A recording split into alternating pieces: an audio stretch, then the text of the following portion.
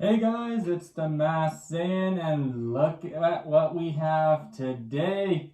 The day finally came, and now we have the new Ichiban Kuji set, the full set of Frieza's army. We got here Frieza in a pod, we got Zarbon, Dodoria, Kui, and the Last One Prize Frieza in a pod again.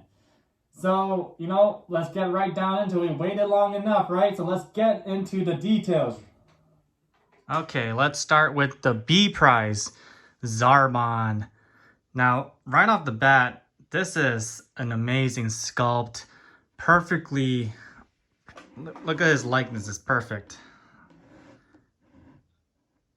Yeah, he looks great. Look at that. The scouter is perfectly aligned. His eyes are detailed. He has a really good design. He has that. His hair kind of looks like future Trunks' hair when he came out of the hyperbolic time chamber with long hair.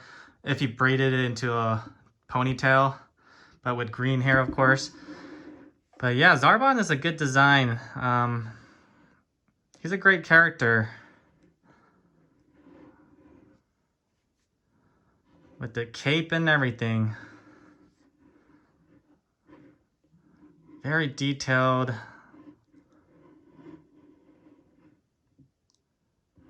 And a decent pose. It's not just, a straight museum pose. It's quite detailed. So that is awesome. We'll just put him to the side. Zarbon looks great. And then we can do C prize. And this one is a massive beast. He is none other than Dodoria. He is heavy, super wide. Kind of reminds me a little bit of the Fat Boo from the other Kuji set, the Last One Prize. He's just so big and heavy. Didn't expect him to be this big. But it scales well with Zarbon because he is, a heavier set feller than Zarbon. And he also has a great details like his scouter, his chubby face kind of reminds me of Ursula from The Little Mermaid. I mean, he even looks like he has lipstick on and mascara. And, his design is pretty cool. He has pink skin, horns all over his head and arms, and this is a pretty cool pose as well. They didn't have to just give him any kind of pose, but they did a pretty unique one. And he's so heavy. Look how big his ankle support is, because this is just such a heavy set character and figure. So what's funny is that his right ear has like a pointy ear, right? And is huge. But the other side where the scouter is, the ear is not pointy anymore. Did he like stuff it in that small scouter earpiece? Nobody knows. So that's really cool too, right? So there's Dodoria. And then we got D prize, which is this guy, Kui. I can't believe they made a Kui figure. Like, he's such a minor character, a character that just, got destroyed by Vegeta. But yeah, let's take a look at Kui. So there, you have to lift up a little bit to see his little beady little eyes. His scouter is kind of off mark, but it's still there, still covering his left eye. And he also has this unique alien design. See, I like this saga, this Namek saga, because it really showed the creative genius of Toriyama, the creator of Dragon Ball, where he just like made all these different alien species who are more or less henchmen to Frieza. And like, look at all these three characters, Zarbon, Dodoria, and Kui, who are all different alien species, and look how different they are. Like, we got this teal-skinned, green-haired dude, and then Dodoria's pink with horns everywhere and super chubby, and then Kui with like blue skin, and his head kind of reminds me of Hit from Dragon Ball Super, but with warts all over his body. I mean, and like his face, his cheeks have tentacles. It's just so unique. And yeah, and here we go, little freebie bonus of Vegeta against Kui. And of course we know what happens at the end of that. So look at that, that's pretty cool already in itself. They all pair pretty well together. And you know, since we have everybody here, let me move some of these guys to the side a little bit. Bring Vegeta. And you know what? I can't help but bring Nappa into the mix as well. Alright, there's definitely not going to be enough space, so let's get to that a little later. So let's bring out the main event, right? The main event. And this is the reason why I skipped Prize A, because Prize A and the Last One Prize are almost identical. So let's see the difference between them. We have Prize A is this awesome character right here. Iconic Frieza in a pod. Look at this unique base, this clear base just for this figure. You would never see another base like this, I feel like, because it's a specific for Frieza in a pod. And I thought that was whoever came up with that is a genius for figure making. I mean, that's just awesome. Like, I never knew how you could just make the Frieza pod float, and it looks like it's floating, you know? It's great. I mean, I feel like one day when they make figures of the Mandalorian, like Grogu in a pod, they gotta do it just like this with this clear base, because you know how the pods are all floating and stuff. Anyways, I digress. So back to Dragon Ball. Look at this. This is so cool. And there's his face, first form Frieza. And you know, I checked. He doesn't come off. He's pretty snug in there. He was already in there when I opened the box. So I mean, it's not perfect, but I thought I could take him out, but he is stuck in there unless I force him out, which I definitely don't want to do. So this is so cool. Here's the little trademark. And yeah, his tail sticking out and everything. Little quality control issue right here. A little bit of paint kind of smudged off the eyeliner. All right, so that's Prize A. Okay, so what's the difference between Prize A and Last One Prize?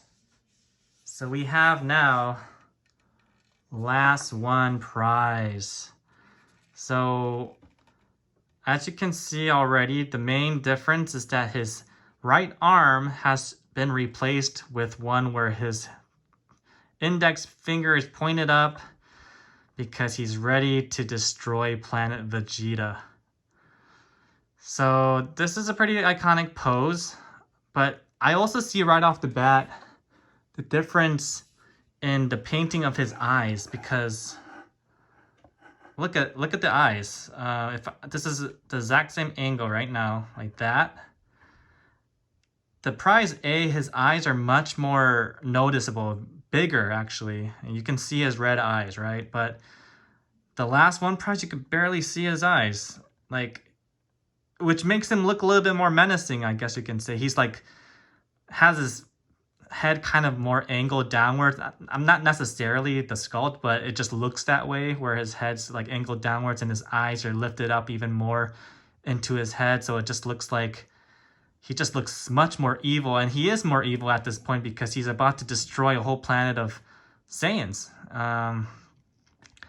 But yeah, that's literally the only difference. The difference is the right arm and the painting of his eyes, where he just looks so much more menacing, more sinister, more diabolic. But yeah, everything else is the same. Everything else is the same. You know what the weird thing is?